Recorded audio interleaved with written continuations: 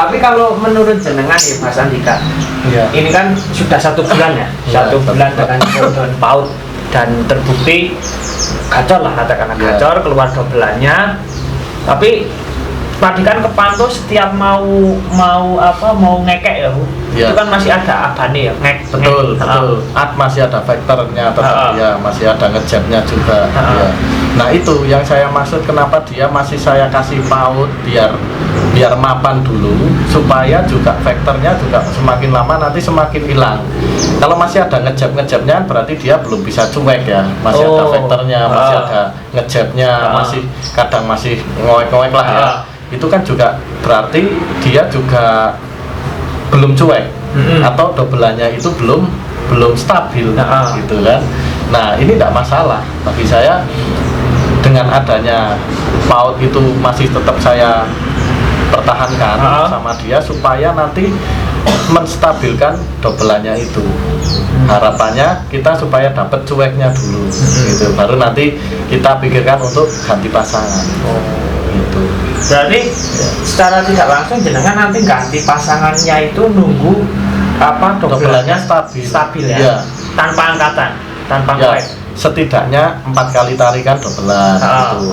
Habis itu mau ibaratnya mau ngewek atau ngejab lagi atau apa, setidaknya 4 kali tarikan atau 5 kali tarikan itu dia tanpa ada bunyi ngewek gitu lah ya, benar-benar double sampai 4 kali gitu kan. Jedanya juga semakin stabil kan, otomatis jedanya juga semakin rapet gitu kan, harapannya kan gitu. Berarti ini karakternya, berarti jenengan menyelami ini lompet ini kan berarti karakternya unik ya. Iya. Dari betina, Apalagi kan paruh putih ya. Nah paruh putih itu kan kadang-kadang saya menyelami paruh putih itu juga ternyata tidak semuanya suka panas, dan juga tidak semuanya tidak suka panas gitu loh. Jadi tetap kembali ke karakter burungnya itu, Mas. Tidak semuanya paruh putih itu suka panas gitu loh. Buktinya ini kan dijemur malah nggak bunyi gitu. Angin kan ya, nah, cuma diemin aja, cuma dirawat seperti ini gitu kan ya, itu dia malah mau gacor. Nah kan berarti kan mintanya supaya gacor, dia tidak dijemur gitu loh, seperti itu berarti. Tapi proses apa jenengan ngasihnya PAUD itu ada tekniknya nggak? Ada tetap. Nah ini PAUD itu tidak langsung saya masukkan. Saya biasanya kalau ngasih proses pengundulan atau pemasangan itu kan pakai sangkar bulat tuh, dan itu malam biasanya. Ya malam itu saya jajarkan gitu. Berarti ini yang yang playernya ini sangkar putaran. Nah PAUDnya di sebelah sini. Sangkar bulat. Jadi posisinya kan sejajar ya. Nanti pasti akan ada yang namanya bunyi sambil ngering, ya kan? PAUDnya juga ikut bunyi, mungkin kayak gitu. Bunyi sambil ngering itu wajar, nggak masalah. Jadi biasanya saya sampai 3-5 hari lah begitu, Mas. Nanti terus? Ya. Kadangkala 2 hari sekali pagi itu cabut gitu. Cabut yang PAUDnya aja dipisah. PAUDnya sangkar bulatnya bisa umpetin lah ya, dijauhkan gitu, jangan sampai manggil atau apa gitu. Nah itu untuk ngetes nanti jantannya. Pas nyari itu kan biasanya bunyi ya, ngek itu narik nggak, cer gitu narik, itu biasanya dia juga cocok kayak gitu. Tapi kalau cuma diem aja atau malah ngeriwik gitu, biasanya nanti dimasukkan pun hasilnya akan begitu. Dijadiin satu pun hasilnya biasanya ya begitu juga, akan ngeriwik juga gitu. Jadi ditempel ini menurut saya juga bagus sih. Jadi dia bisa penetrasinya itu pelan ya. Jadi nggak langsung kita masukkan gitu kan. Langsung kita masukkan sebetulnya mau cocok, karena terlanjur dihajar jadi nggak cocok gitu kan bisa, siapa tahu pasangannya galak gitu kan. Tapi kalau ditempel kan kita minimal ada penetrasinya itu pelan-pelan, adaptasinya sama pasangan yang baru itu pelan. Jadi kalau dijajar itu meskipun dia sambil ngering muter bunyi gitu nggak masalah.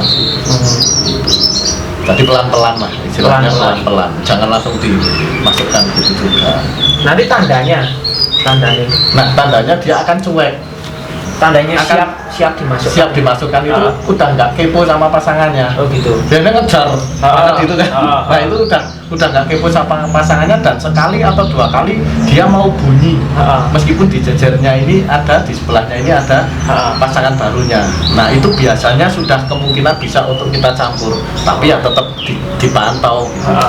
Dipantau. Nah, posisi nyampurnya kalau bisa itu pagi atau siang.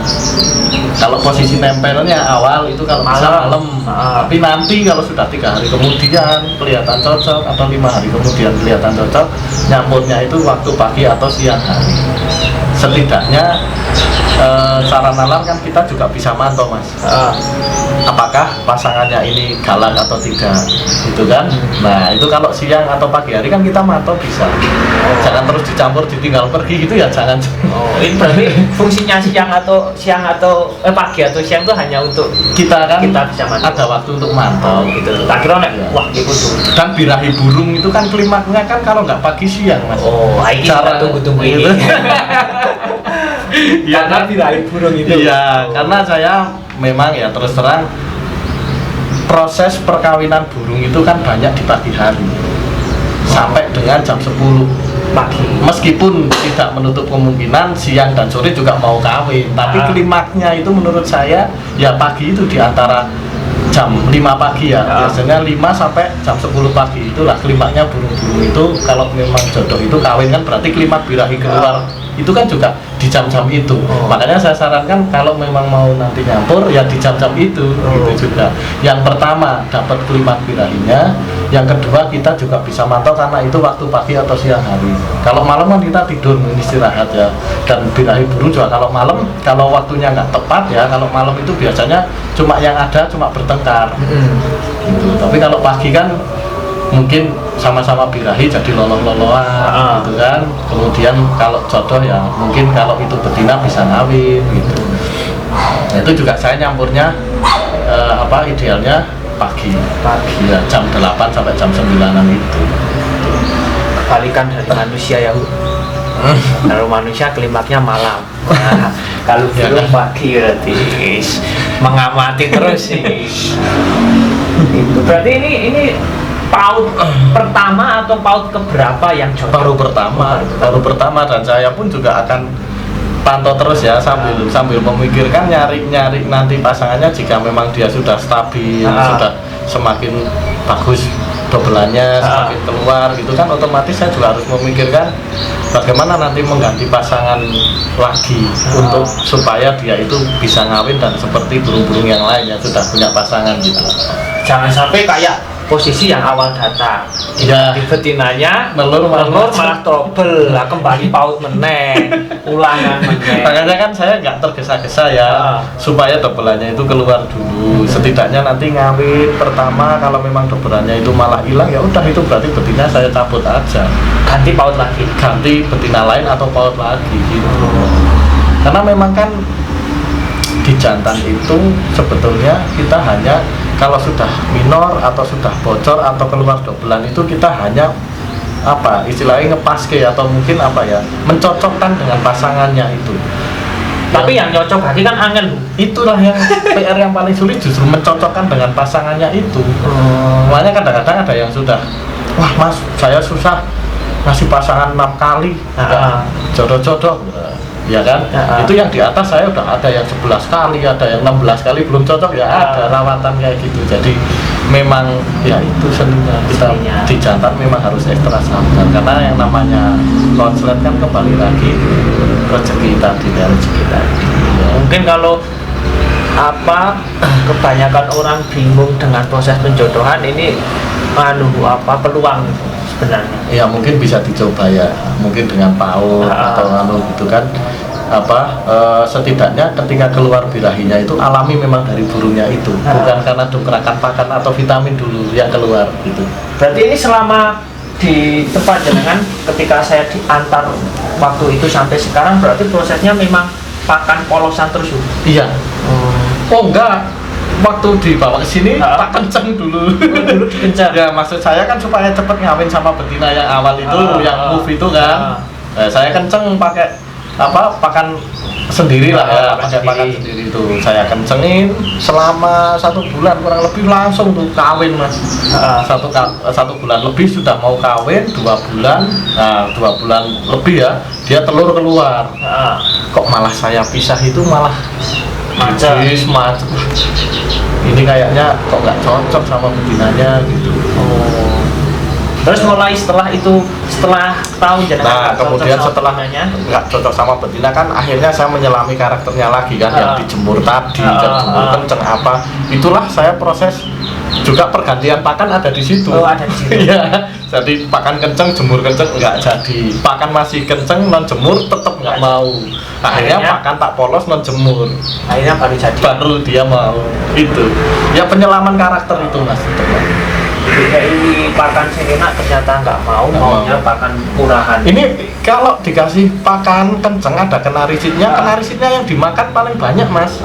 Jadi dia proporsi makan kenarisid sama miliknya hampir seimbang aja. Kenarisidnya udah habis, miliknya kadang belum gitu kan. Tapi nggak kacor gitu. Nah dikasih milet kayak gini malah mau kan, durasinya juga mau nambah gitu. Jadi pakan kenceng pun ternyata belum tentu membuat lovebird itu makin gacor kan, gitu berarti. Ya. Tapi ini dengan paut ini berarti juga tidur di dalam glodok. Iya mas, kalau malam tetap masuk ke glodok. Tapi jenengan belum tahu itu pautnya jantan atau betina. Sementara belum tahu, saya belum. Kalau masih usia 3,5 bulan kayak gitu ya, saya sendiri masih ini ya, belum bisa, masih gambling lah. Belum bisa memastikan ini betina atau jantan. Tapi ya akur kayak gitu. Tapi